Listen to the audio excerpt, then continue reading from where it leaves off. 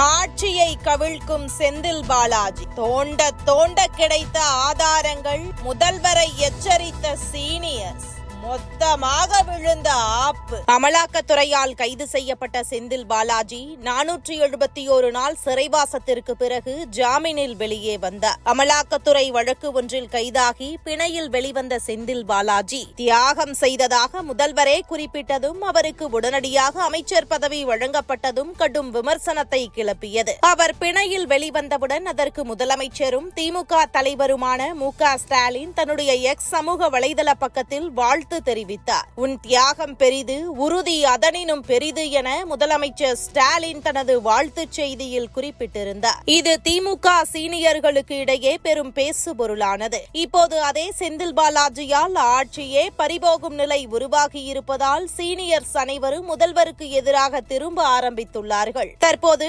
டாஸ்மாக் ஊழல், ஆவின் ஊழல், மின்சார ஊழல் என ஊழல் லிஸ்ட் கோபாலபுரத்தின் முன்வரிசை கட்டி நிற்கிறது. செந்தில் பாலாஜிக்கு எவ்வளவு தூரம் முக்கியத்துவம் கொடுத்தார்களோ அந்த அளவுக்கு சிக்கலில் சிக்கியிருக்கிறார் முதல்வர் ஸ்டாலின். குறிப்பாக மின்சாரத்துறை ஊழல், டாஸ்மாக் ஊழல் குறித்து பல ஆவணங்கள் அமலாக்கத்துறையிடம் சிக்கியிருப்பதாக தகவல்கள் தெரிவிக்கிறது. பண பரிவர்த்தனையில் நேரடியாக கோபாலபுரம் சம்பந்தப்பட்டுள்ளது என்ற தகவல்களும் வெளிவந்திருக்கிறது. தியாகி என செந்தில் பாலாஜியை கூறியது இதற்கு தானா என கட்சியினரே பேச ஆரம்பித்து விட்டார்கள். கடந்த 2021 தேர்தலில் திமுக வெற்றி பெற்று முதல்வராக ஸ்டாலின் தேர்ந்தெடுக்கப்பட்ட போது ஸ்டாலின் 50 ஆண்டுகால அரசியல் அனுபவம் உடையவர், எம்எல்ஏ, மேயர், அமைச்சர், துணை முதல்வர் என பல்வேறு பதவிகளில் இருந்தவர் என்பதால் சிறப்பாக ஆட்சி செய்வார் என்று திமுகவினர் நம்பினர். அதே நேரம் ஒரு விஷயத்தை மறந்துவிட்டனர். இவரது தந்தை கருணாநிதி 5 முறை முதல்வர் பதவி வகித்தும் தள்ளாத வயதில் சர்க்கர நாற்காலியில் வந்து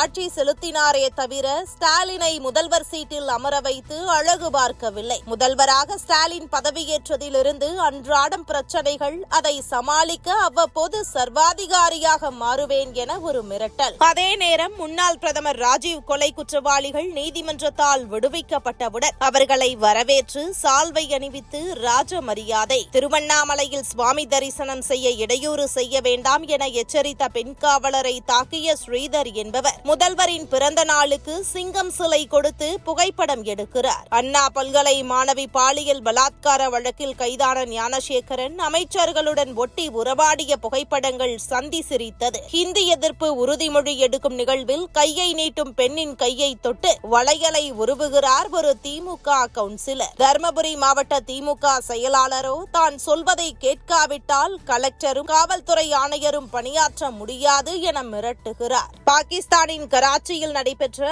ஆசிய கோப்பை போட்டியை வென்று இந்திய நாட்டுக்கு பெருமை சேர்த்திருப்பதாக கூறி முதலமைச்சர் மு.க. ஸ்டாலின், விளையாட்டுத்துறை அமைச்சர் உதயநிதி ஸ்டாலின் ஆகியோரிடம் கடையில் வாங்கிய கோப்பையை காட்டி ஏமாற்றி வாழ்த்தும் பெற்றிருக்கிறார். இந்த லட்சணத்தில்தான் திமுக அரசு செயல்பட்டு வருகிறது. கொங்கு மண்டலத்திற்கு ஆசைப்பட்டு தற்போது தமிழகத்தை தவறவிட்டு விட்டார் இந்த 50 ஆண்டுகால அரசியல்வாதி என திமுகவினர் புலம்பி தவித்து வருகிறார்கள். இனியும் மண்குதிரையை நம்பி பயனில்லை என மாற்று கட்சிக்கு துண்டுகளை போட்டு வைக்க தயாராகி இருக்கிறார்களாம் உடன்பிறப்புகள். செந்தில் பாலாஜியால் ஆட்சியே போகும் நிலை உருவாகி இருப்பது என சீனியர்களும் ஒதுங்க ஆரம்பித்து விட்டார்கள். அது மட்டுமல்லாமல் டெல்லி ரேடாரிலிருந்து தப்பிக்க என்னென்ன வழிகள் உள்ளது என ஆராய தொடங்கிவிட்டார்கள் என அறிவாலய வட்டாரங்களும் தெரிவித்து வருகிறது.